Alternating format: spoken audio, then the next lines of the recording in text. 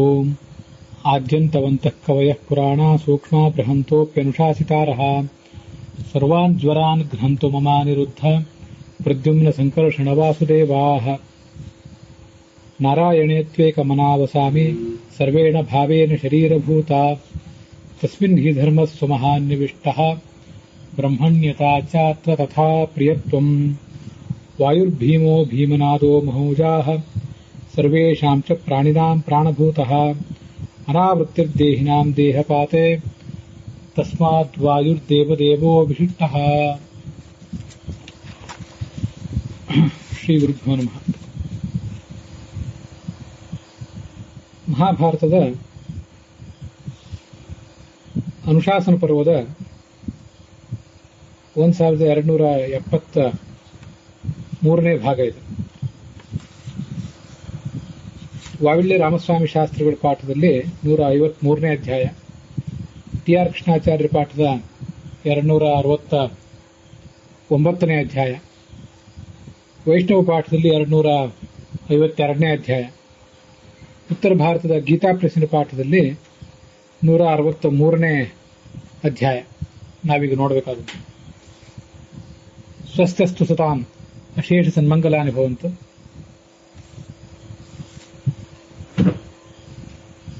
ಮಹಾಭಾರತೆ ಅನುಶಾಸನ ಪರ್ವಣಿ ಭೀಷ್ಮೇಣ ಶಾಂತನವೇನ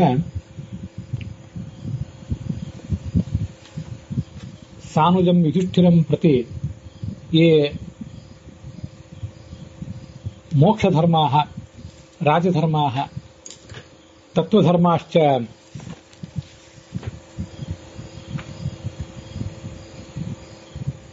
ಸಮವರ್ಣ್ಯಂತ ತೇಷಾಂ ಮಧ್ಯೆ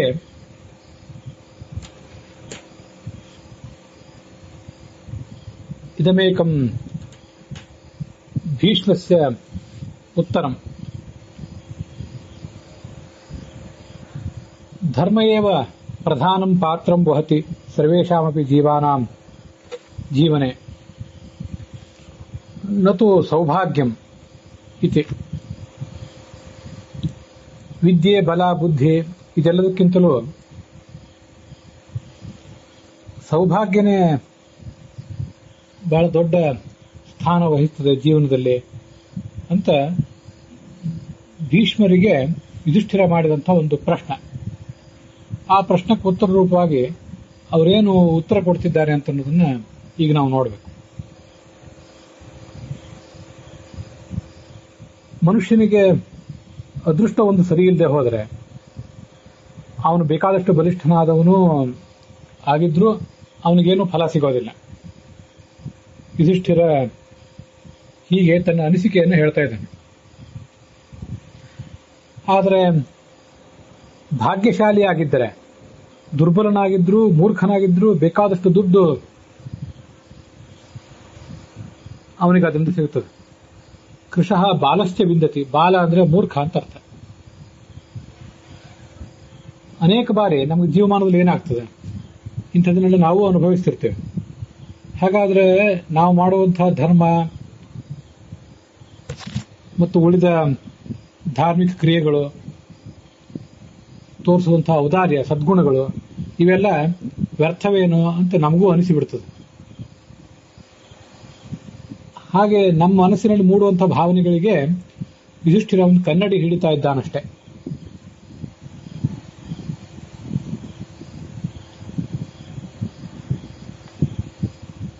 ಎಷ್ಟೇ ಪ್ರಯತ್ನ ಮಾಡಿದ್ರು ನ ಅಲಾಭಕಾಲೇ ಲಭತೆ ಪ್ರಯತ್ನೇಪಿ ಕೃತೇ ಸತಿ. ನಮ್ಮ ಪ್ರಯತ್ನ ಕೈಗೂಡಿ ಫಲ ಸಿಗುವ ಸಮಯ ಬಂದಿಲ್ಲದೆ ಹೋದ್ರೆ ನಾವೆಷ್ಟು ಪ್ರಯತ್ನ ಪಟ್ಟರೂ ನಮಗದರಿಂದ ಏನು ಲಾಭವೂ ಆಗೋದಿಲ್ಲ.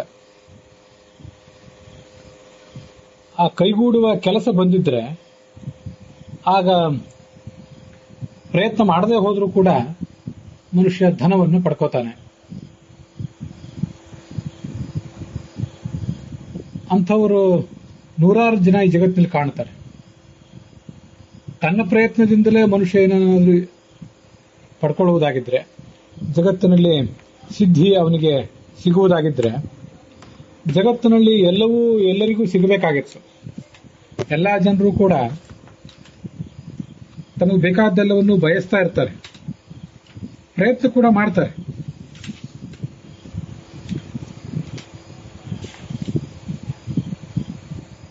ಕೃತ ಪ್ರಯತ್ನ ಅಷ್ಟೇ ಅಫಲಾಹ.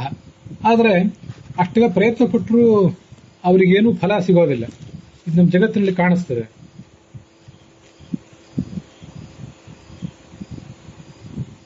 ಪ್ರಯತ್ನ ಕೃತವಂತೂ ಅಪಿ ದೃಶ್ಯಂತೆ ಹ್ಯಫಲಾಹ ನರಾಹ. ಎಷ್ಟು ಪ್ರಯತ್ನ ಪಟ್ಟರೂ ಅವರಿಗೆ ಧನ ಸಿಗ್ತಿಲ್ಲ. ನೂರಾರು ಉಪಾಯಗಳನ್ನು ಮಾಡ್ತಾ ಇರ್ತಾರೆ, ಕಷ್ಟಪಡ್ತಿರ್ತಾರೆ, ಆದರೂ ಸಿಗಬೇಕಾದ್ದೆಲ್ಲವೂ ಅವರಿಗೆ ಸಿಗ್ತಿರೋದಿಲ್ಲ. ಇನ್ನು ಕೆಲವರಿಗೆ ಅವರೇನೂ ಹುಡುಕದೆ ಹೋದರೂ ಕೂಡ ಅದೃಷ್ಟದಿಂದಲೇ ಧನ ಸಿಗುವಂತಾಗ್ತಿರ್ತದೆ.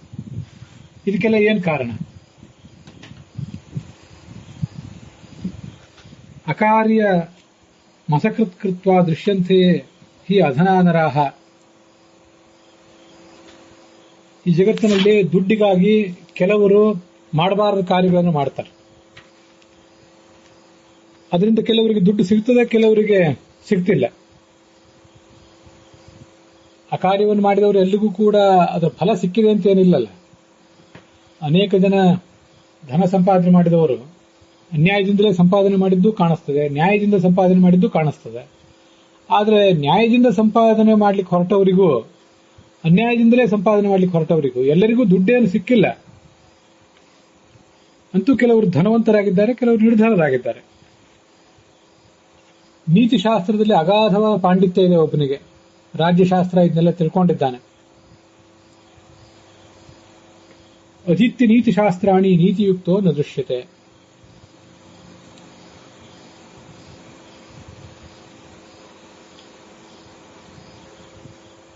ಮನುಷ್ಯನ ಸ್ವಭಾವ ಹೇಗೆ? ನೀತಿಶಾಸ್ತ್ರದಲ್ಲೇ ಬೇಕಾದಷ್ಟು ಪಾಂಡಿತ್ಯ ಇದೆ, ಅದನ್ನು ಇನ್ನೊಬ್ರಿಗೆ ಹೇಳ್ತಾನೆ. ಆದರೆ ಅಂಥ ನೀತಿಯನ್ನು ತಾನು ಅನೇಕ ಬಾರಿ ಆಚರಣೆ ಮಾಡೋದಿಲ್ಲ. ಅಂಥವ್ರನ್ನೆಲ್ಲ ನಾವು ನೋಡ್ತಾ ಇರ್ತೇವೆ. ಅನಭಿಜ್ಞಶ್ಚ ಸಾಚಿವ್ಯಂ ಗಮಿತಃ ಕೇನ ಹೇತುನ. ಇನ್ನು ಕೆಲವರಿಗೆ ನೀತಿಶಾಸ್ತ್ರದಲ್ಲಿ ಯಾವ ಪಾಂಡಿತ್ಯವೂ ಇರೋದಿಲ್ಲ. ಅಂಥವರು ದೊಡ್ಡ ಸ್ಥಾನದಲ್ಲಿ ಮೆರಿತಾ ಇರ್ತಾರೆ. ಈ ಥರ ನಾನಾ ಥರದ ಸಂಗತಿಗಳಿವೆ. ಇವೆಲ್ಲ ಲೋಕದ ವೈಪರೀತ್ಯಗಳು. ಇದಕ್ಕೆಲ್ಲ ಕಾರಣಗಳು ಏನು ಅಂತ ಯುಧಿಷ್ಠಿರನಿಗೂ ಜಿಜ್ಞಾಸೆ ಅಷ್ಟೆ. ಓದಿದ್ದೆಲ್ಲವೂ ಜೀವನದಲ್ಲಿ ಫಲ ಕೊಡಬೇಕಿತ್ತಲ್ಲ. ನೀತಿಶಾಸ್ತ್ರವನ್ನೇನೋ ಬೇಕಾದಷ್ಟು ಅಧ್ಯಯನ ಮಾಡಿದ್ದಾನೆ, ಅದರಿಂದ ಫಲ ಕೊಡಬೇಕಾಗಿತ್ತಲ್ಲ. ಅವನ ಜೀವಮಾನ ನೀತಿಯುಕ್ತವಾಗಿರುವುದು, ನ್ಯಾಯಯುಕ್ತವಾಗಿರುವುದು, ಜಗತ್ತಿಗೆಲ್ಲ ಅನುಭವಕ್ಕೆ ಬರಬೇಕಿತ್ತು. ಆದರೆ ಹಾಗಾಗ್ತಿಲ್ಲ. ಅದಕ್ಕೆ ಕಾರಣ ಏನು? ವಿದ್ಯಾಯುಕ್ತ ಹಿ ಅವಿದ್ಯಶ್ಚ ಧನವಾನ್ ದುರ್ಮತಿಸ್ತಥ. ಕೆಲವು ಕಡೆ ವಿದ್ಯಾವಂತರಾದವರು, ಅವಿದ್ಯಾವಂತರಾದವರು, ದುರ್ಬುದ್ಧಿ ಇದ್ದವರು ಎಲ್ರಿಗೂ ದುಡ್ಡು ಬರ್ತದೆ ಕೆಲವೊಂದು ಬಾರಿ. ಆದರೆ ಅನೇಕ ಬಾರಿ ಅಂಥವರಿಗೂ ದುಡ್ಡು ಬರದೇ ಹೋಗ್ಬೋದು. ಹಾಗಾದ್ರೆ ಧನ ಬರಲಿಕ್ಕೆ ಕಾರಣ ಏನು? ಅವರು ವಿದ್ಯಾವಂತರಾಗಿರುವುದು ಕಾರಣನ, ಅವಿದ್ಯಾವಂತರಾಗಿರುವುದು ಕಾರಣನ? ಏನು ಕಾರಣ ಅಂತ ಯಾವ ಕಾರಣಗಳು ಕೂಡ ಇಲ್ಲಿ ನಮಗೆ ಕಂಡು ಬರೋದಿಲ್ಲ. ನವಿದ್ವಾನ್ ವಿದ್ಯಾಹೀನಂ ವೃತ್ಯರ್ಥ ಉಪಸಂಶ್ರಯೇ. ಮನುಷ್ಯ ವಿದ್ಯಾವಂತನಾಗಿರುವುದರಿಂದಲೇ ಅವನಿಗೆ ಬೇಕಾದಷ್ಟು ದುಡ್ಡು ಬರ್ತದೆ ಅಂತ ನಾವು ಅನ್ಕೊಳ್ಳುವುದಾದ್ರೆ, ಈ ಜಗತ್ತಿನಲ್ಲಿ ಅನೇಕ ಜನ ವಿದ್ಯಾವಂತರಾದವರು, ವಿವೇಕಿಗಳಾದವರು, ಅವಿವೇಕಿಗಳಾದವರನ್ನ, ಅವಿದ್ಯಾವಂತರಾದವರನ್ನ ಅವಲಂಬಿಸಿ ಅವರ ದಾಸರಾಗಿ ಬದುಕಬೇಕಾದ ಪ್ರಸಂಗ ಇದೆಯಲ್ಲ. ಇದಕ್ಕೆಲ್ಲ ಏನು ಕಾರಣ? ಎಲ್ಲದಕ್ಕೂ ಅದೃಷ್ಟ ಕಾರಣ ಅಂತ ಹೇಳುವ ತಾತ್ಪರ್ಯ ಒಂದು. ಯಥಾ ಪಿಪಾಸಾಂ ಜಯತಿ ಪುರುಷಃ ಪ್ರಾಪ್ಯ ವೈ ಜಲಂ. ಇಷ್ಟಾರ್ಥೋ ವಿದ್ಯತೆ ವಿದ್ಯೆಯಾ ಹ್ಯವ ನ ವಿದ್ಯಾಂ ಪ್ರಜಹೇ ನರಃ.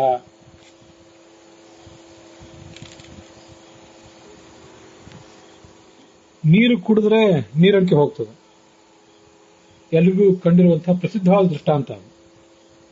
ಹಾಗೆ ವಿದ್ಯಾಭ್ಯಾಸ ಮಾಡಿದ್ರೆ, ಬೇಕಾದಷ್ಟು ವಿದ್ಯೆಯನ್ನ, ವಿವೇಕವನ್ನ ಕಲಿಯಬೇಕಾದಲ್ಲಿ ಕಲಿತಿದ್ರೆ ಅದರಿಂದ ಸಿಗಬೇಕಾದ ಫಲ ಸಿಗುತ್ತದೆ ಅಂತ ನಿಶ್ಚಿತ ಆಗಿದ್ರೆ, ಎಲ್ಲರೂ ಕೂಡ ವಿದ್ಯಾಭ್ಯಾಸ ಮಾಡ್ಕೊಳ್ತಿದ್ರು, ವಿವೇಕವನ್ನು ಸಂಪಾದನೆ ಮಾಡ್ಕೊಳ್ತಿದ್ರು. ಆದರೆ ಅದರಿಂದ, ಆ ವಿದ್ಯೆಯಿಂದ, ಗಳಿಸಿದ ವಿದ್ಯೆಯಿಂದ, ವಿವೇಕದಿಂದ ಧನ ಬಂದೇ ಬರ್ತದೆ, ಅದು ನಮ್ಮನ್ನು ಸುಖಿಗಳನ್ನಾಗಿ ಮಾಡ್ತದೆ ಅಂತ ನಿಶ್ಚಿತ ಇಲ್ಲ. ಜಗತ್ತಿನ ನಾವು ಕಂಡಿಲ್ಲ. ನೀರು ಕುಡಿದ್ರೆ ನೀರಡಿಕೆ ಹೋಗ್ತದೆ, ಅದು ಎಲ್ರಿಗೂ ಅನುಭವ ಸಿದ್ಧ. ಆದರೆ ವಿದ್ಯೆಯನ್ನು ಗಳಿಸಿದ ಮಾತ್ರಕ್ಕೆ ನಾವು ಸಿಗಬೇಕಾದ್ದೆಲ್ಲ ಸಿಗೋದಿಲ್ಲ ಈ ಜಗತ್ತಿನಲ್ಲಿ.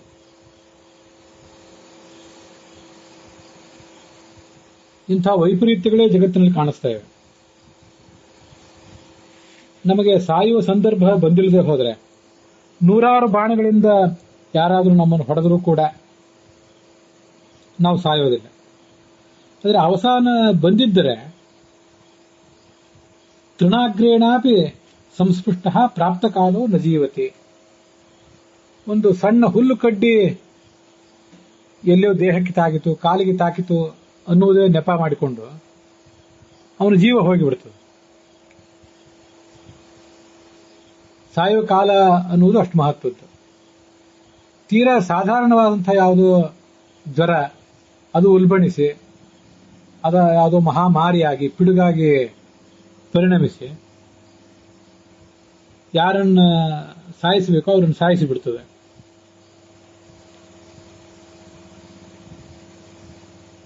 ಹಾಗಾದ್ರೆ ಧನವನ್ನು ಸಂಪಾದನೆ ಮಾಡ್ಲಿಕ್ಕೆ ಏನ್ ಮಾಡಬೇಕು? ಏನೇನು ಕಾರ್ಯಗಳನ್ನು ಮಾಡ್ಲಿಕ್ಕೆ ಸಾಧ್ಯವೋ ಅದನ್ನೆಲ್ಲ ಮಾಡಿದ್ರೂ ಕೂಡ ಧನ ಸಿಗದೆ ಹೋದ್ರೆ ಉಗ್ರಂ ತಪಸ್ಸಮಾರೋಹೇತ್, ದೊಡ್ಡ ತಪಸ್ಸನ್ನಾದ್ರೂ ಮಾಡಬೇಕು, ಉಗ್ರವಾದ ತಪಸ್ಸನ್ನು ಮಾಡಬೇಕು. ಉಗ್ರವಾದ ತಪಸ್ಸನ್ನು ಮಾಡುವುದಂದ್ರೆ ಯಾವುದೋ ವೇದೋಕ್ತವಾದಂತಹ ಭಗವಂತನ ಪ್ರತಿಪಾದನೆ ಮಾಡುವಂತಹ ಮಂತ್ರಗಳನ್ನ ಹೇಳಬೇಕು ಅಂತಾನೆ ಅದಕ್ಕೆ ಅರ್ಥ ಏನಲ್ಲ. ಏನಾದ್ರೂ ಬಹಳ ಕಷ್ಟಪಡಬೇಕು ಅಂತ ಅದು ತಾತ್ಪರ್ಯ ಇದ್ದಂತೆ ಕಾಣಿಸ್ತದೆ. ಅಥವಾ ತಪಸ್ಸು ಅಂದ್ರೆ ಭಗವಂತನ ಕುರಿತು ತಪಸ್ಸು ಅಂತ ಅರ್ಥ ಇಟ್ಕೊಂಡ್ರು ತಪ್ಪೇನಲ್ಲ. ಅಂತೂ ತಪಸ್ಸು ಅನ್ನೋ ಶಬ್ದವನ್ನು ನಾವು ಈ ಜಗತ್ತಿನಲ್ಲಿ ಬಳಕೆ ಮಾಡುವುದು ತುಂಬಾ ಕಷ್ಟಪಡುವುದು. ಏನನ್ನಾದ್ರೂ ಕಷ್ಟಪಡದೆ ಹೋದ್ರೆ ನಾವು ಪಡ್ಕೊಳ್ಳೋದು ಸಾಧ್ಯ ಇಲ್ಲ. ಅದಕ್ಕಾಗಿ ನಮಗ್ ಗೊತ್ತಿರುವಂತಹ ಎಲ್ಲಾ ಉಪಾಯಗಳನ್ನು ಅನುಸರಿಸಿದ ಮೇಲೂ ದುಡ್ಡು ಬರದೆ ಹೋದ್ರೆ ಕೊನೆಗೆ ಕಷ್ಟ ಆದ್ರೂ ಪಡಬೇಕು. ಯಾವ ಕಷ್ಟವನ್ನಾದ್ರೂ ಪಟ್ಟು ಧನ ಗಳಿಸುವ ಪ್ರಯತ್ನ ಮಾಡಬೇಕು. ಶಾಸ್ತ್ರದಲ್ಲಿ ಇದೆಲ್ಲ ಕೇಳಿ ಬರ್ತದೆ. ವಿದ್ವಾಂಸರು ಹಾಗೆ ಹೇಳ್ತಾರೆ. ಏನಂತ ಹೇಳ್ತಾರೆ? ದಾನೇನ ಭೋಗಿ ಭವತಿ. ಈ ಜನ್ಮದಲ್ಲಿ ಬೇಕಾದಷ್ಟು ಇನ್ನೊಬ್ಬರಿಗೆ ದಾನ ಮಾಡಿದ್ರೆ ಮುಂದಿನ ಜನ್ಮದಲ್ಲಿ ನಮಗೂ ಸುಖ ಭೋಗ ಸಿಗ್ತದೆ. ಜ್ಞಾನಿಗಳ ಸೇವಾ ಮಾಡಿದ್ರೆ ನಾವು ಮುಂದಿನ ಜನ್ಮದಲ್ಲಿ ಮೇಧಾವಿಗಳಾಗ್ತೇವೆ. ಯಾವ ಜೀವಕ್ಕೂ ಹಿಂಸೆ ಕೊಡದೆ ಅಹಿಂಸಾ ಜೀವನವನ್ನು ನಡೆಸಿದರೆ ದೀರ್ಘಾಯುವಾಗಿ ಈ ಜನ್ಮದಲ್ಲಿಯೂ ಹಾಗೆ ಮುಂದಿನ ಜನ್ಮದಲ್ಲಿಯೂ ಬದುಕ್ತೇವೆ ಅಂತ ಪ್ರಾಹುಹು ಮನೀಷಿಣಃ ಹಾಗೆ ಜ್ಞಾನಿಗಳು ಹೇಳ್ತಾರೆ. ನಾವು ಅದನ್ನು ಕೇಳಿದ್ದೇವೆ. ಆದ್ರಿಂದ ಮನುಷ್ಯ ಏನ್ ಮಾಡಬೇಕು? ದಾನ ಮಾಡ್ತಿರ್ಬೇಕು, ಬೇರೆ ಯಾರನ್ನು ಯಾಚಿಸಬಾರದು. ತಸ್ಮಾತ್ ದದ್ಯಾತ್ ನ ಯಾಚೇತ. ಧಾರ್ಮಿಕರಾದವರನ್ನ, ಗುರು ಹಿರಿಯರನ್ನ ಗೌರವಿಸಬೇಕು, ಎಲ್ಲರ ಜೊತೆ ಒಳ್ಳೆ ಮಾತಾಡಬೇಕು, ಶಾಂತವಾದ ಸ್ವಭಾವದಿಂದ ಬದುಕಬೇಕು. ಸರ್ವತತ್ವ ಅವಿಹಿಂಸಕ, ಯಾವ ಪ್ರಾಣಿಯನ್ನು ಹಿಂಸಿಸದೇ ಬದುಕಬೇಕು.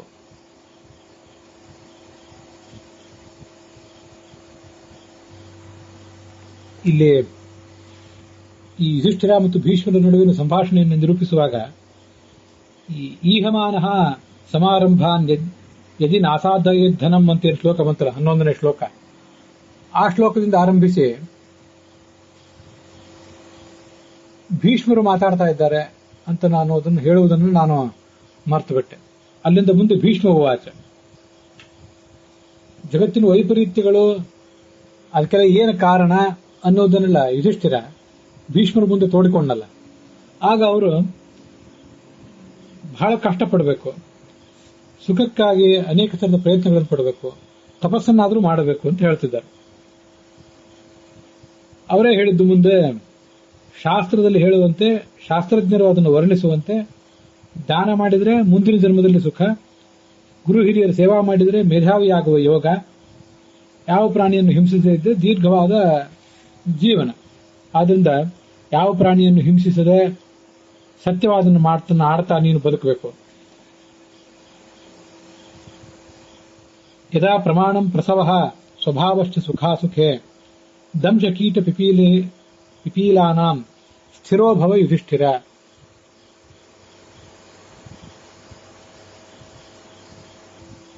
ಈ ಅಧ್ಯಾಯದ ಈ ಕೊನೆಯ ಶ್ಲೋಕ ಇದೆಯಲ್ಲ, ಇದು ಆ ಶ್ಲೋಕ ಏನು ಅಭಿಪ್ರಾಯ ಹೇಳ್ತದೆ ಅಂತ ಅನ್ನೋದನ್ನ ಸುಲಭವಾಗಿ ಅರ್ಥ ಮಾಡ್ಕೊಳ್ಳಿಕ್ಕಾಗೋದಿಲ್ಲ. ಅದಕ್ಕಾಗಿ ಎಲ್ಲಾ ಥರದ ಸುಖ ದುಃಖ ಇದೆಲ್ಲವೂ ನಾವು ಹಿಂದೆ ಮಾಡಿದಂಥ ಕರ್ಮದಿಂದ, ಪ್ರಾರಬ್ಧ ಕರ್ಮದಿಂದ ಆಗ್ತದೆ ಅಂತ ಅನ್ನೋದನ್ನು ತಿಳ್ಕೊ. ಆದ್ರಿಂದ ನೊಣ, ಕೀಟ, ಇರುವೆಗಳು ಇವೆಲ್ಲವೂ ಇದ್ರೂ ಕೂಡ ಸ್ಥಿರವಾಗಿರೋ ಅಂತ ಒಂದು ಅನುವಾದ ಮಾಡಿದ್ದಾರೆ ಕೆಲವರು.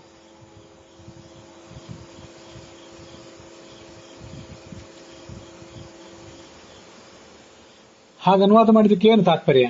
ಮೈ ಮೇಲೆ ನೊಣ, ಕೀಟ, ಇರುವೆ ಅದು ಕೂತ್ಕೊಂಡ್ರೂ ಕೂಡ ನೀನು ಸ್ಥಿರವಾಗಿರಬೇಕು ಅಂತ ಅರ್ಥವೇ ಹೇಗೆ? ಹಾಗರ್ಥ ಅಲ್ಲ. ನೀಲಕಂಠರು ಅದಕ್ಕೆ ವ್ಯಾಖ್ಯಾನ ಮಾಡಿದ್ದಾರೆ. ದಂಶಾದೀನಾಂ ಸುಖಾದ್ಯಾಪ್ತೌ ಪ್ರಮಾಣಂ ನಿಯಾಮಕಂ ಏವಂ ಸ್ವಸ್ಯಾಪಿ ಜ್ಞಾತ್ವಾ ಸ್ಥಿರಃ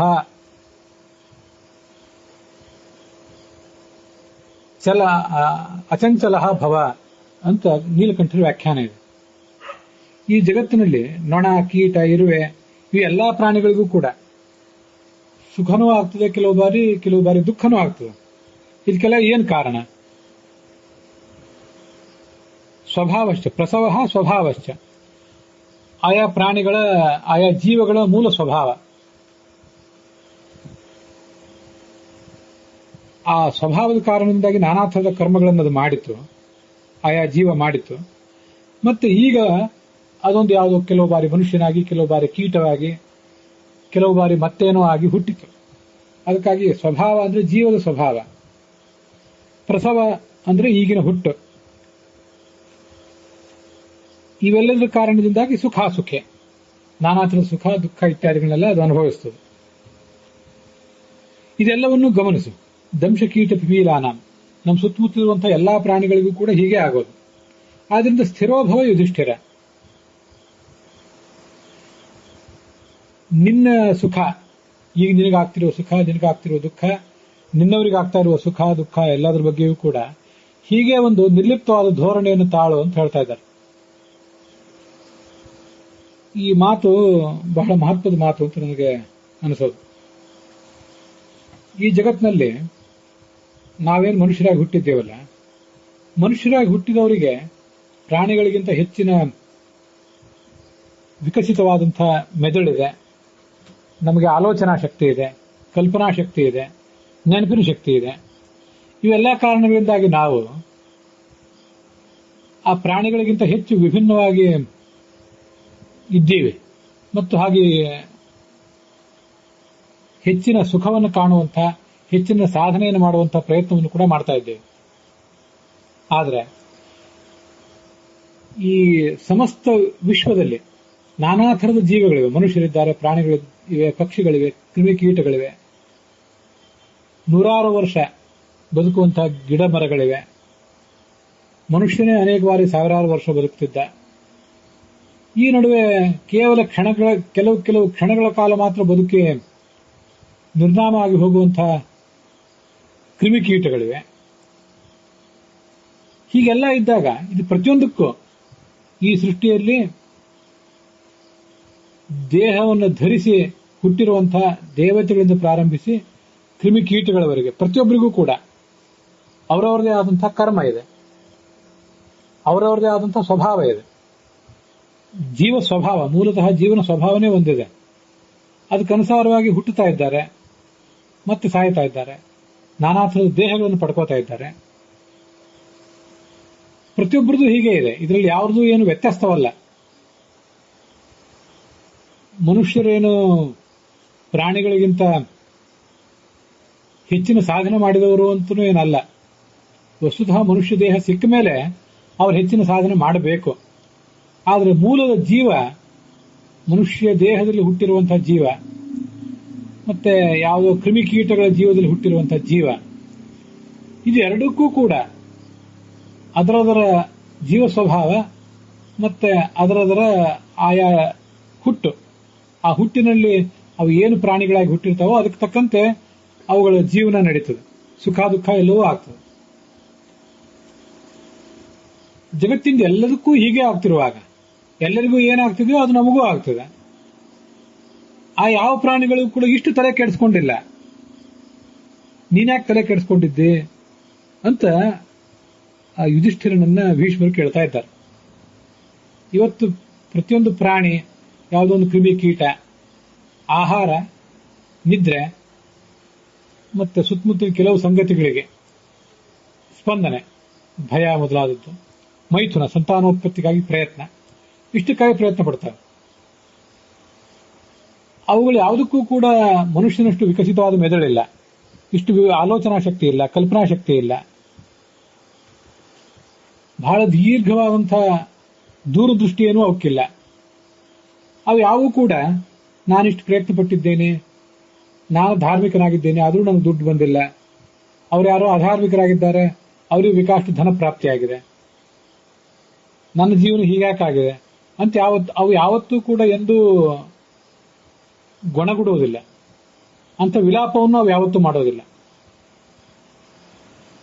ಅವತರ ಕಣ್ಣು ಮುಂದೆಯೇ ಅನೇಕ ಸ್ವಜಾತಿಯ ಪ್ರಾಣಿ ಪಕ್ಷಿಗಳೇ ಸಾಯ್ತವೆ, ಕ್ರಿಮಿಕೀಟಗಳೇ ಸಾಯ್ತವೆ. ಆದರೂ ಮತ್ತೆ ಕೆಲವು ಕಾಲ ಸಂಕಟಪಟ್ಟು ಮತ್ತೆ ಮುಂದಿನ ಆಹಾರ, ನಿದ್ರಾ, ಭಯ, ಸಂತಾನೋತ್ಪತ್ತಿ ಇದರಲ್ಲಿ ತೊಡಗುತ್ತವೆ. ನಮ್ಮಷ್ಟು ಮನುಷ್ಯನಷ್ಟು ಅವು ಸಂಕಟ ಪಡ್ತಾ ಇವೆಯಾ? ಆಗುವುದು ಎಲ್ಲರಿಗೂ ಆಗ್ತದೆ, ಪ್ರಾಣಿ ಪಕ್ಷಿಗಳಿಗೂ ಆಗ್ತದೆ, ನಮಗೂ ಆಗ್ತದೆ. ನಾವು ಹೇಗೆ ಈ ಸೃಷ್ಟಿಯ ಒಂದು ಭಾಗವೋ ಹಾಗೆ ಅವು ಈ ಸೃಷ್ಟಿಯ ಭಾಗಗಳೇ. ಅವುಗಳಿಗೆ ಒಂದು ರೀತಿ ಆಗ್ತದೆ, ನಮಗೂ ಮತ್ತೊಂದು ರೀತಿ ಆಗ್ತದೆ. ಆದರೆ ಹೆಚ್ಚು ಗೊಣಗಾಡ್ತಾ ಇರುವವರು, ಅದನ್ನು ಸಂಕಟ ಪಡ್ತಾ ಇರುವವರು, ಅದಕ್ಕೆ ತೀವ್ರವಾಗಿ ನಮ್ಮ ಸುತ್ತಮುತ್ತಲಿನ ಆಗು ಹೋಗುಗಳಿಗೆ ತೀವ್ರವಾಗಿ ಪ್ರತಿಕ್ರಿಯಿಸ್ತಾ ಇರುವವರು ನಾವು. ಈ ಎಲ್ಲಾ ತರದ ವ್ಯತ್ಯಾಸಗಳಿಗೆ, ಪ್ರಾಣಿಗಳಿಗೂ ನಮಗೂ ಇರುವಂತಹ ವ್ಯತ್ಯಾಸಗಳಿಗೆ ನಮಗಿರುವಂತಹ ವಿವೇಚನಾ ಶಕ್ತಿ, ನಮ್ಮ ಮೆದುಳು, ನಮ್ಮ ಶರೀರ ರಚನೆ, ಶರೀರ ಕ್ರಿಯಾ ಇವೇ ಕಾರಣ. ಆದರೆ ಇಲ್ಲೇ ನಮ್ಮನ್ನು ನಾವು ನಿಯಂತ್ರಿಸಿಕೊಳ್ಬೇಕಾಗಿರೋದು. ಯಾವ ಪ್ರಾಣಿಯೂ ಯಾವ ಪಕ್ಷಿಯೂ ನಮ್ಮಷ್ಟು ಗೋಳಾಡ್ತಾ ಇಲ್ಲ, ನಮ್ಮಷ್ಟು ಗೊಣಗಾಡ್ತಾ ಇಲ್ಲ. ಹಾಗಿರುವಾಗ ನಾವ್ಯಾಕೆ ಈ ಜಗತ್ತಿನ ಆಗುಹೋಗುಗಳಿಗೆ, ಸುತ್ತಮುತ್ತಲು ನಡೆಯುವಂತಹ ಎಲ್ಲ ಥರದ ಏರುಪೇರುಗಳಿಗೆ ಇಷ್ಟೊಂದು ಸ್ಪಂದಿಸಿ ಇಷ್ಟೊಂದು ದುಃಖ ಪಡಬೇಕಾದ ಕಾರಣ ಏನಿದೆ? ಆದ್ರಿಂದ ಸ್ಥಿರನಾಗಿರೋ. ಜಗತ್ತೆಲ್ಲದಕ್ಕೂ ನಡೆಯೋದು ಹೀಗೇ ಇದೆ. ಈ ಜಗತ್ತೆಲ್ಲದಲ್ಲಿ ಏನಾಗ್ತಿದೆಯೋ ಅದು ನಿನಗೂ ಆಗಿದೆ. ಅಲ್ಲಿ ಮತ್ತೊಂದು ಮಾತಿದೆ, ಈಗ ನೀನು ಮನುಷ್ಯನಾಗಿದ್ದೆ, ಕ್ಷತ್ರಿಯನಾಗಿ ರಾಜ ಆಗಿದ್ದೆ, ಈ ಹಿಂದೆ ನೀನೇನಾಗಿದ್ದೆ ಅಂತ ಭೀಷ್ಮರು ಆ ಯುಧಿಷ್ಠಿರನನ್ನ ಕೇಳಿದಂತೆ ಕಾಣಿಸ್ತದೆ ಅಲ್ಲಿ. ಹಾಗೆ ನೇರವಾಗಿ ಮಾತನಲ್ಲಿಲ್ಲ, ಆದ್ರೆ ನನಗೆ ಅನಿಸ್ತದ ಹಾಗೆ. ಇಷ್ಟೆಲ್ಲ ಅವನು ಗೋಳಾಡಿದ್ನಲ್ಲ, ನೋಡಿ ಅವ್ರು ಯಾರಿಗೋ ದುಡ್ಡು ಬಂದಿದೆ, ಇವರು ಸ್ಥಾನಮಾನ ಅನುಭವಿಸ್ತಾ ಇದ್ದಾರೆ, ಇವರಿಷ್ಟು ಸುಖಿಗಳಾಗಿದ್ದಾರೆ, ನಮಗೂ ಸುಖವಾಗಿಲ್ಲ ಅಂತೆಲ್ಲ ಯುಧಿಷ್ಠಿರ ಹೇಳ್ತಿದ್ದಾನಲ್ಲ. ಅವನು ಈ ಹಿಂದೆ ವನವಾಸದಲ್ಲೂ ಕೂಡ ಲೋಮಶರು ಮೊದಲಾದವರನ್ನ, ನಾನು ಧರ್ಮಾಚರಣೆ ಮಾಡಿದ್ದೇನೆ ಆದರೆ ನನಗೆ ಸುಖ ಇಲ್ಲ, ಕೌರವರು ಯಾವುದೇ ಧರ್ಮಾಚರಣೆ ಮಾಡಿದವರಲ್ಲ, ಅವರಿಗೆ ಮಾತ್ರ ಬೇಕಾದಷ್ಟು ಸುಖ ಇದೆ, ಇದಕ್ಕೆಲ್ಲ ಏನು ಕಾರಣ? ಹಾಗಾದ್ರೆ ಧರ್ಮಾಚರಣೆಯನ್ನು ಯಾಕೆ ಮಾಡಬೇಕು ಅಂತ ನಾನಾ ಥರದ ಪ್ರಶ್ನೆ ಕೇಳ್ತಿದ್ದ. ಇಷ್ಟೆಲ್ಲ ಅವನ ಗೋಳಾಟ ಇದೆಯಲ್ಲ, ಅದು ಅವನ ಆ ಥರದ ಗೋಳಾಟ ಪ್ರದರ್ಶನ ಮಾಡಿದ್ದು ಮತ್ತೆ ಅಂತ ಜಿಜ್ಞಾಸೆಯನ್ನು ಋಷಿಗಳ ಮುಂದಿಟ್ಟದ್ದು ಅದೆಲ್ಲವೂ ನಮ್ಮ ಪ್ರತಿನಿಧಿಯಾಗಿಯೇ. ವಸ್ತುತಃ ನಾವೆಲ್ಲರೂ ಕೂಡ ಈಗ ಮನುಷ್ಯರಾಗಿದ್ದೇವೆ. ಅದು ಈ ಹಿಂದೆ ಏನಾಗಿದ್ದೆವು? ನಮ್ಮ ಸುತ್ತಮುತ್ತಲು ಇವತ್ತು ಯಾವ ಪ್ರಾಣಿ ಪಕ್ಷಿಗಳನ್ನ, ಕ್ರಿಮಿಕೀಟಗಳನ್ನು ನೋಡ್ತಾ ಇದ್ದೆವು, ಅಂಥದೇ ಕ್ರಿಮಿಕೀಟಗಳ ರೂಪದಲ್ಲೇ ಅನೇಕ ಬಾರಿ ನಾವು ಕೂಡ ಹುಟ್ಟಿ ಬಂದಿದ್ದೆವು, ಮುಂದೂ ಕೂಡ ಹುಟ್ಟುವ ಸಾಧ್ಯತೆ ಇದ್ದೇ ಇದೆ. ಹಿಂದೆ ಏನಾಗಿತ್ತೋ, ಹಿಂದೆ ಯಾವ ಭಗವಂತ ನಮ್ಮನ್ನು ಕಾಪಾಡಿದ್ನೋ, ಮುಂದೂ ಯಾವ ಭಗವಂತ ನಮ್ಮನ್ನು ಕಾಪಾಡುವವನಿದ್ದಾನೋ, ಇವತ್ತು ಅವನೇ ಕಾಪಾಡುವವನಿದ್ದಾನೆ. ನಮ್ಮ ಸ್ವಭಾವಕ್ಕನುಸಾರವಾಗಿ, ನಿಮ್ಮ ಜೀವದ ಒಂದು ಸ್ವಭಾವ ಇದೆ, ಆ ಸ್ವಭಾವಕ್ಕನುಸಾರವಾಗಿ ಒಂದು ಪ್ರಸವ, ನಾನಾ ಥರದ ಜನ್ಮಗಳಲ್ಲಿ ನಮ್ಮನ್ನು ಹಾಕಿದ ಅವನು. ನಾನಾ ಥರದ ಸುಖ ದುಃಖಗಳನ್ನೆಲ್ಲ ಕೊಟ್ಟ. ಹಿಂದೂ ಅವನೇ ಕೊಟ್ಟಿದ್ದ, ಮುಂದೂ ಅವನೇ ಕೊಟ್ಟಿದ್ದ, ಮುಂದೂ ಅವನೇ ಕೊಡುವವನು. ಬೇರೆ ಪ್ರಾಣಿ ಪಕ್ಷಿಗಳಿಗೆ ಅಂತ ನಾವು ಅನ್ಕೊಳ್ಳೋದಕ್ಕಿಂತಲೂ ನಾವೇ ಹಿಂದೆ ಪ್ರಾಣಿ ಪಕ್ಷಿಗಳಾಗಿದ್ದಾಗ, ನಾವೇ ಮುಂದೆ ಪ್ರಾಣಿ ಪಕ್ಷಿಗಳಾಗಿ ಇನ್ನೊಂದು ಬಾರಿ ಹುಟ್ಟುವಾಗ ನಮ್ಮನ್ನು ನೋಡುವವರು ಯಾರು? ಹಿಂದೆ ನೋಡಿದ್ದವ್ರು ಯಾರು? ಎಲ್ಲ ಭಗವಂತನೇ ನೋಡುವವನು. ಇಷ್ಟು ಜನ್ಮಗಳು ನಿನಗಾಗಿ ಹೋಗಿವೆ, ಇನ್ನೂ ಎಷ್ಟೋ ಜನ್ಮಗಳು ಆಗುವಿವೆ. ಅದರಿಂದ ಇದೊಂದು ಜನ್ಮದಲ್ಲಿ ಇಷ್ಟೊಂದು ತಲೆ ಕೆಡಿಸಿಕೊಂಡು ನನಗೆ ಸುಖ ಆಗಿಲ್ಲ, ನನಗೆ ಸಂಪತ್ತು ಸಿಕ್ಕಿಲ್ಲ, ಸ್ಥಾನಮಾನಗಳು ಸಿಕ್ಕಿಲ್ಲ ಅಂತ ಗೋಳಾಡುವುದಕ್ಕೆ ಏನು ಅರ್ಥ ಇದೆ ಅಂತ ಅವನು ಭೀಷ್ಮ ಆ ಪ್ರಾಣಿ ಪಕ್ಷಿಗಳ ದೃಷ್ಟಾಂತ ಕೊಟ್ಟು ಅಲ್ಲಿ ಹೇಳಿದಂತೆ ಕಾಣಿಸ್ತದೆ ನನಗೆ. ಮುಂದೆ ಏನು ಹೇಳಿದೆ ಭೀಷ್ಮ?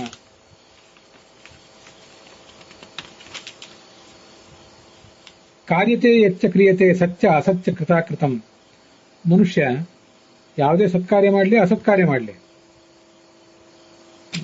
ತತ್ರ ಆಶ್ವಸೀತ ಸತ್ಕೃತ್ವ. ಒಳ್ಳೆಯ ಕಾರ್ಯ ಮಾಡಿದ್ರ ಬಗ್ಗೆ ಯಾವತ್ತೂ ವಿಶ್ವಾಸ ಇರಬೇಕು, ಇದರಿಂದ ಒಳ್ಳೆಯದು ಆದೀತು ಒಂದು ಕಾಲಕ್ಕೆ ಅಂತ ಹೇಳಿ. ಅಸತ್ಕೃತ್ವ ನಾವು ವಿಶ್ವಾಸ ಇತ್ತು. ಆದರೆ ದುಷ್ಟ ಕಾರ್ಯ ಮಾಡಿ ಇದರಿಂದ ದುಷ್ಟ ಕಾರ್ಯವನ್ನು ಮಾಡಿದ್ರಿಂದಲೇ ನನಗೆ ಒಳ್ಳೇದಾಗ್ತದೆ, ನನಗೆ ಮುಂದೆ ಒಳ್ಳೇದಾಗಬೇಕಾದ್ರೆ ಇಂಥ ದುಷ್ಟ ಕಾರ್ಯವನ್ನೇ ನಾನು ಮಾಡಬೇಕು ಅಂತ ಭ್ರಮ ಇಟ್ಕೋಬಾರ್ದು. ಕಾಲವೇ ಮಾತ್ರ ಕಾಲೇನ, ಎಲ್ಲ ಕಾಲ ನಮ್ಮೆಲ್ಲರನ್ನು ನೋಡಿಕೊಳ್ತದೆ. ಆ ಕಾಲ ಬಂದಾಗ ಕೆಲವರು ಸಾಯ್ತಾರೆ, ಕೆಲವರು ಹುಟ್ಟುತ್ತಾರೆ, ಎಲ್ಲವೂ ನಡೀತಾ ಹೋಗ್ತದೆ.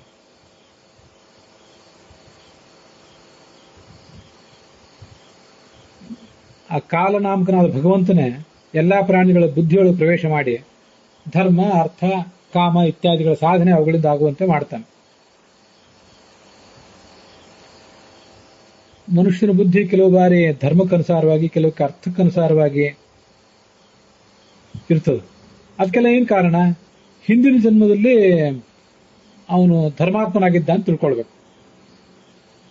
ಹಿಂದಿನ ಜನ್ಮದಲ್ಲಿ ಧರ್ಮಾಚರಣೆ ಮಾಡಿದ್ರಿಂದ ಅದರ ಫಲವಾಗಿಯೇ ಈಗ ಧರ್ಮಾಚರಣೆ ಮಾಡುವಂತಹ ಒಂದು ಸ್ವಭಾವ ಅವನಿಗೆ ಬಂದಿದೆ ಅಂತ ನಾವು ತಿಳ್ಕೊಳ್ಬೇಕು.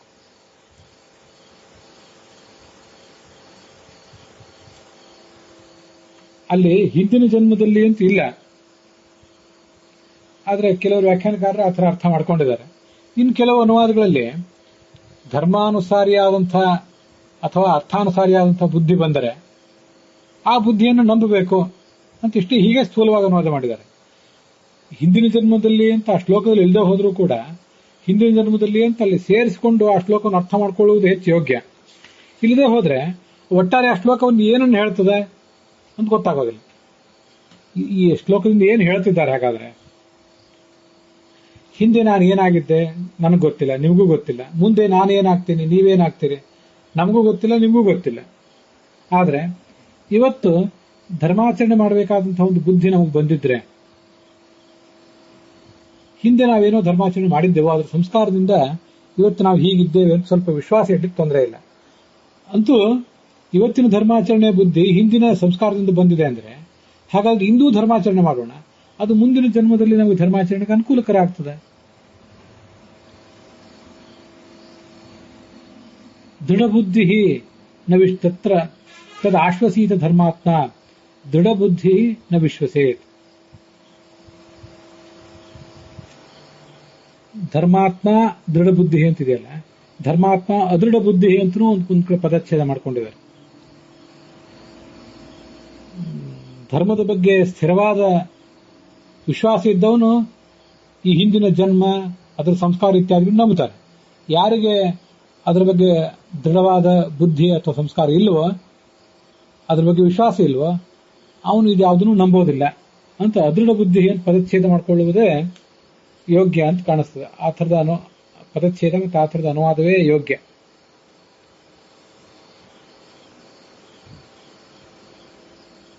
ಕಾಲಯುಕ್ತೋಪ್ಯುಭಯ ವಿಚ್ಛೇಷಂ ಯುಕ್ತಂ ಸಮಾಚರೇತ್. ಆದ್ರಿಂದ ಧರ್ಮದಲ್ಲಿ ವಿಶ್ವಾಸ ಇಡುವುದೇ ವಿವೇಕಿಯ ಲಕ್ಷಣ. ಅದನ್ನೇ ಅವನು ಅನುಸರಿಸಬೇಕು. ಧರ್ಮದಲ್ಲಿ ಬುದ್ಧಿ ಇದ್ರೆ ಮುಂದಿನ ಜನ್ಮದಲ್ಲಿ ರಜೋಗುಣದ ಪ್ರಭಾವ ಕಡಿಮೆ ಇರ್ತದೆ. ಅದರಿಂದ ಮನುಷ್ಯ ತನ್ನನ್ನು ತಾನು ಉದ್ಧರಿಸ್ಕೋತಾನೆ.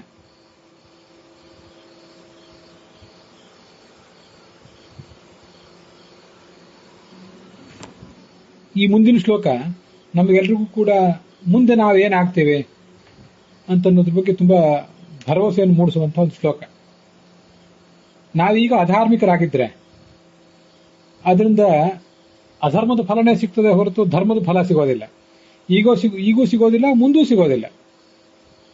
ಆದ್ರೆ ಧರ್ಮ ಕಾರ್ಯವನ್ನು ಇವತ್ತು ಮಾಡ್ತಾ ಇದ್ದೀವಲ್ಲ, ಇವತ್ತು ಮಾಡ್ತಾ ಇರುವುದರಿಂದ ಮುಂದಿನ ಜನ್ಮದಲ್ಲಿಯೂ ಕೂಡ ಧರ್ಮಾಚರಣೆಯನ್ನು ಮಾಡಬೇಕನ್ನುವಂಥ ಆಲೋಚನೆ ಬಂದೇ ಬರ್ತದೆ. ತಸ್ಮಾತ್ ವಿಶುದ್ಧಮಾತ್ಮಾನಂ ಜಾನೀಯ ಧರ್ಮಚಾರಿಣಂ.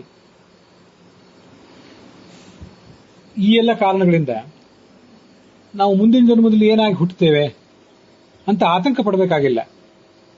ಇವತ್ತು ನಮ್ಮ ಕರ್ತವ್ಯ ಏನಿದೆ ಅದನ್ನು ಮಾಡಬೇಕು.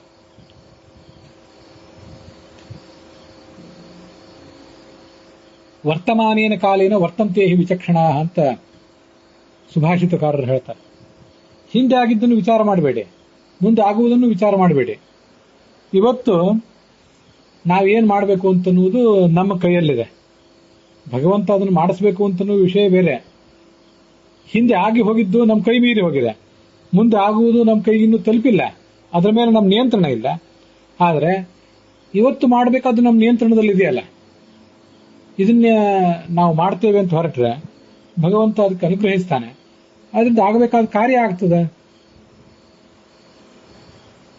ಕುರುವನ್ನೇವ ಇಹ ಕರ್ಮಾಣಿ ಜಿಜೀವಿಷೇತ್ ಶತಂ ಸಮಾಹ ಅಂತ ಈಶಾವಾಸ್ಯೋಪನಿಷತ್ತು ಹೇಳುವುದು ಕೂಡ ಅದೇ.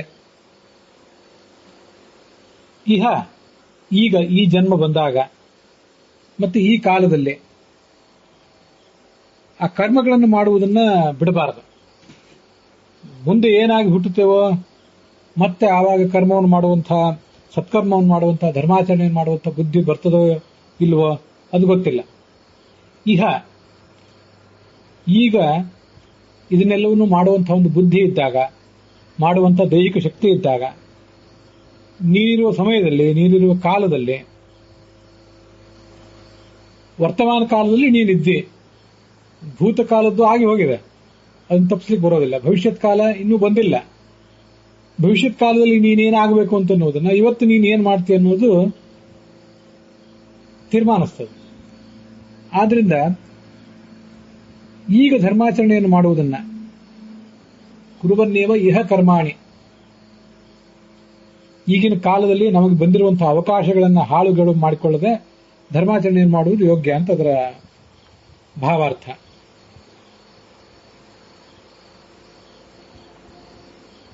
ಧರ್ಮಾಚರಣೆಯನ್ನು ನಾವು ಮಾಡ್ತಾ ಇದ್ರೆ ಆ ಧರ್ಮಾಚರಣೆ ಯಾವತ್ತೂ ನಮ್ಮನ್ನು ಕಾಪಾಡ್ತದೆ. ಧರ್ಮಾಚರಣೆ ಅಗ್ನಿ ಇದ್ದಂತೆ, ಅದಕ್ಕೆ ಅಧರ್ಮದ ಸ್ಪರ್ಶವೇ ಆಗೋದಿಲ್ಲ. ಧರ್ಮ ಜಯಪ್ರದ, ಮೂರು ಲೋಕಗಳಿಗೂ ಧರ್ಮವೇ ಬೆಳಕು, ಧರ್ಮವೇ ಎಲ್ಲದಕ್ಕೂ ಕೂಡ ಕಾರಣ, ಧರ್ಮವೇ ಎಲ್ಲದಕ್ಕೂ ಆಶ್ರಯ. ಆ ಧರ್ಮವನ್ನು ಬಿಡೋದು ಬೇಡ.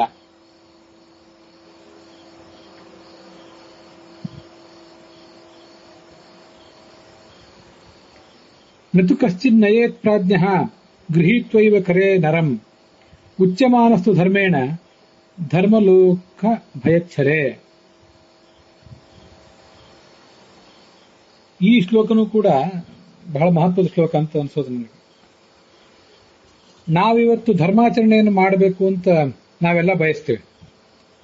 ನಮಗೆ ಧರ್ಮಾಚರಣೆಯನ್ನು ನಮ್ಮ ಪರಿಸರ, ನಮ್ಮ ಹುಟ್ಟಿನ ಒಂದು ಹಿನ್ನೆಲೆ, ಅದರಲ್ಲಿ ನಮಗೆ ಎಲ್ಲವನ್ನೂ ತಿಳಿಸೇ ಇರ್ತಾರೆ ಸ್ವಲ್ಪ ಧರ್ಮಾಚರಣೆಯನ್ನು ಹೇಗೆ ಮಾಡಬೇಕು ಅಂತ. ನಮ್ಮ ಜೀವಮಾನದ ಆರಂಭದ ಕೆಲವು ಕಾಲದಲ್ಲಿ ತಂದೆ, ತಾಯಿ, ಗುರು ಮೊದಲಾದವರು ನಮ್ಮ ಕೈ ಹಿಡಿದು ಹೀಗೆ ಧರ್ಮಾಚರಣೆ ಮಾಡು ಅಂತ ಹೇಳಿಕೊಡ್ತಾರೆ. ಆದರೆ ಕೆಲವು ಕಾಲ ಮೀರಿದ ಬಳಿಕ ಯಾರೂ ಕೂಡ ನಮ್ಮ ಕೈ ಹಿಡಿದು ಧರ್ಮಾಚರಣೆಯನ್ನು ಹೀಗೆ ಮಾಡು ಅಂತ ಹೇಳಲಿಕ್ಕೆ ಸಾಧ್ಯ ಆಗೋದಿಲ್ಲ. ಒಂದು ಹಂತದಲ್ಲಿ ಇನ್ನೊಬ್ಬರು ಕೈ ಹಿಡಿದು ನಮ್ಮನ್ನು ನಡೆಸುವಂತಹ ಒಂದು ಅವಕಾಶವನ್ನ ನಾವು ಕಳ್ಕೊಂಡಿರ್ತೇವೆ ಮತ್ತು ಅಂತಹ ಅಗತ್ಯವೂ ಅವಾಗಿರೋದಿಲ್ಲ. ಮತ್ತೊಬ್ಬರ ಮಾತುಗಳನ್ನು ಕೇಳಬೇಕು. ಧರ್ಮಾಚರಣೆಯನ್ನು ಬಿಟ್ರೆ ಏನು ಭಯ ಆದೀತು ಅದೆಲ್ಲವನ್ನು ಜಗತ್ತಿನಲ್ಲಿ ನೋಡ್ಬೇಕು. ನಾವು ನೋಡಿ ಅಧರ್ಮವನ್ನು ಬಿಡಬೇಕು, ಧರ್ಮವನ್ನ ಆಚರಿಸಬೇಕಷ್ಟೆ.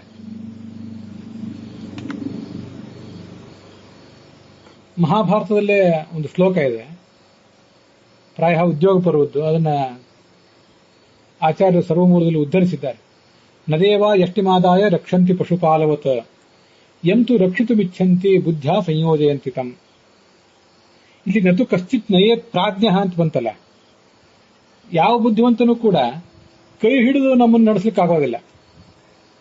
ಎಷ್ಟೇ ದೊಡ್ಡ ಗುರುವಾದರೂ, ಎಷ್ಟೇ ದೊಡ್ಡ ವಿದ್ವಾಂಸನಾದರೂ, ಆಪ್ತನಾದರೂ ಪ್ರತಿಯೊಂದು ಕೆಲಸವನ್ನು ತಾನಾಗಿಯೇ ನಮ್ಮ ಕೈ ಹಿಡಿದು ಬಹಳ ಒತ್ತಾಯದಿಂದ ಮಾಡಿಸ್ಲಿಕ್ಕೆ ಸಾಧ್ಯ ಆಗೋದಿಲ್ಲ.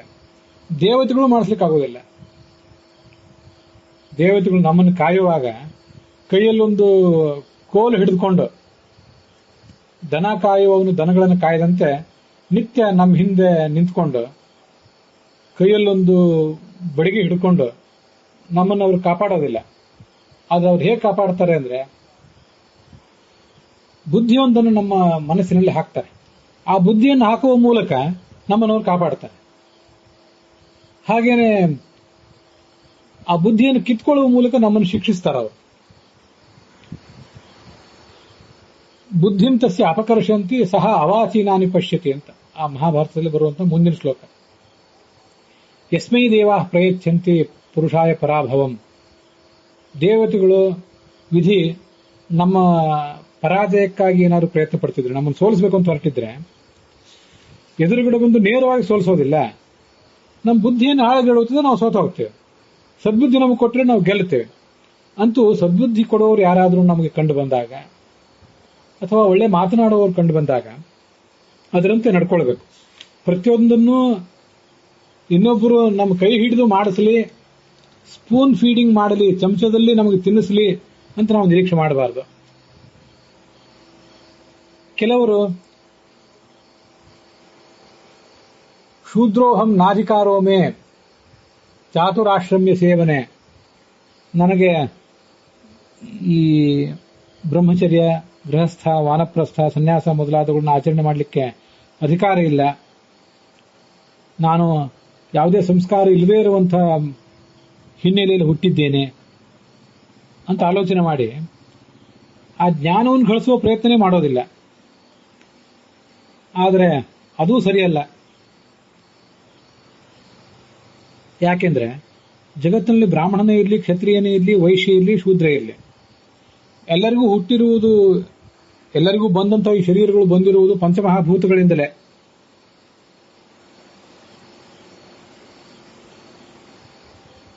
ಹೀಗೆ ಹೊರಗಿರುವಂತಹ ಶರೀರವೂ ಸದೃಶವಾದ್ದು, ಒಳಗಿರುವಂತಹ ಆತ್ಮವೂ ಸದೃಶವಾದ್ದೇ. ಎಲ್ಲರೂ ಭಗವಂತನ ಪ್ರತಿಬಿಂಬರೇ ಆದ್ದರಿಂದ ನಾವೆಲ್ಲರೂ ಸದೃಶರೇ ಆಗಿದ್ದೀವಿ. ಅಷ್ಟಾದರೂ ಅವರು ಆಚರಣೆ ಮಾಡಬೇಕಾದಂಥ ಧರ್ಮಗಳು, ಅವರ ಸ್ವಭಾವಗಳು, ಅವುಗಳಲ್ಲಿ ಭಿನ್ನತೆ ಇದೆ. ಆ ಕರ್ಮಗಳನ್ನು ಅವರು ಮಾಡ್ತಾ ಹೋಗಬೇಕು. ಅದು ಶಾಸ್ತ್ರಗಳು ಅವ್ರಿಗೆ ಕೊಟ್ಟಿರುವಂತಹ ಆದೇಶ. ನಮ್ಮ ಜವಾಬ್ದಾರಿಯಿಂದ ಯಾರು ಕೂಡ ನುಣಿಸ್ಕೊಳ್ಬಾರದು. ಶಾಸ್ತ್ರಜ್ಞಾನವನ್ನು ಸಂಪಾದನೆ ಮಾಡಿಕೊಳ್ಳುವಂಥ ಪ್ರಯತ್ನವನ್ನ ಪ್ರತಿಯೊಬ್ಬರೂ ಮಾಡಬೇಕು. ನನಗೆ ಅವಕಾಶ ಇಲ್ಲ, ನಾನು ಅಸಂಸ್ಕೃತ, ನಮ್ಗೆ ಹೇಳಿಕೊಡುವವರು ಯಾರು ಅಂತ ಆಲೋಚನೆ ಮಾಡಬಾರದು.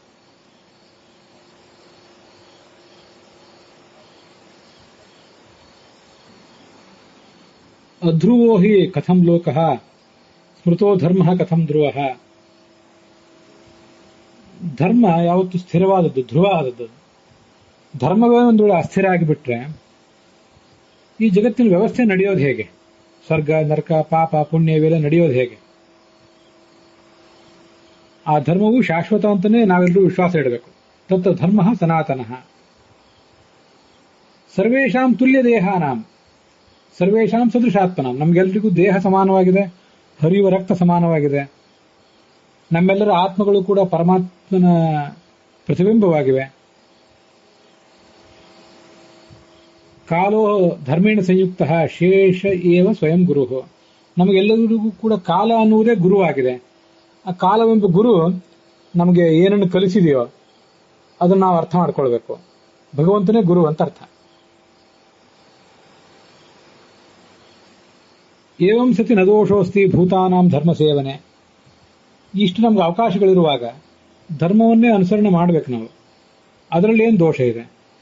ತಿರ್ಯಜ್ಞೋ ನಾವಪಿ ಸತಾಂ ಲೋಕ ಏವ ಮತೋ ಗುರು. ನಾವು ಈಗ ಮನುಷ್ಯರಾಗಿದ್ರೂ ಕೂಡ ಹಿಂದಾಗಲಿ ಮುಂದಾಗಲಿ ಪ್ರಾಣಿ ಪಕ್ಷಿಗಳ ಯೋನಿಯಲ್ಲಿ ಏನು ಹುಟ್ಟುತ್ತೇವಲ್ಲ, ಅದೆಲ್ಲದಕ್ಕೂ ಕೂಡ ನಾವು ಮಾಡುವ ಕರ್ಮಗಳೇ ಕಾರಣ. ಇದನ್ನ ನಾವು ಅರ್ಥ ಮಾಡಿಕೊಂಡು ಸತ್ಕರ್ಮವನ್ನು ಮಾಡಿದರೆ ಜ್ಞಾನವನ್ನು ಗಳಿಸುವಂತಹ ಒಂದು ಮನುಷ್ಯ ಜನ್ಮ ನಮಗೆ ಸಿಗ್ತದೆ. ಸತ್ಕರ್ಮವನ್ನು ಮಾಡದೆ ಹೋದ್ರೆ ಮನುಷ್ಯನಾಗಿದ್ದು ಕೂಡ ಮುಂದೆ ಮತ್ತೆ ಮನುಷ್ಯನಾಗಿ ಹುಟ್ಟಿದ್ರು ಕೂಡ ಜ್ಞಾನವನ್ನು ಗಳಿಸುವ ಅವಕಾಶ ಸಿಗಲಿಕ್ಕಿಲ್ಲ, ಅಥವಾ ಪ್ರಾಣಿ ಪಕ್ಷಿಗಳೇ ಆಗಿ ಹುಟ್ಟುವಂತಹ ಸಮಸ್ಯೆ ಬಂದಿತ್ತು ಅಂತ ತಿಳ್ಕೊಳ್ಬೇಕು. ಅದಕ್ಕಾಗಿ ಸಾಧ್ಯವಾದಷ್ಟು ಧರ್ಮವನ್ನೇ ಆಚರಿಸಿ ಆ ಮೂಲಕ ಮುಂದಿನ ನಮ್ಮ ಭವಿಷ್ಯವು ಕೂಡ ಸ್ಥಿರವಾಗಿರುವಂತೆ ನಾವು ಮಾಡಿಕೊಳ್ಬೇಕು ಅಂತ ಹೇಳ್ತಾರೆ. ಅಲ್ಲಿಗೆ ಇವತ್ತಿನ ಈ ಭಾಗ ಸಮಾಪ್ತವಾಗಿದೆ.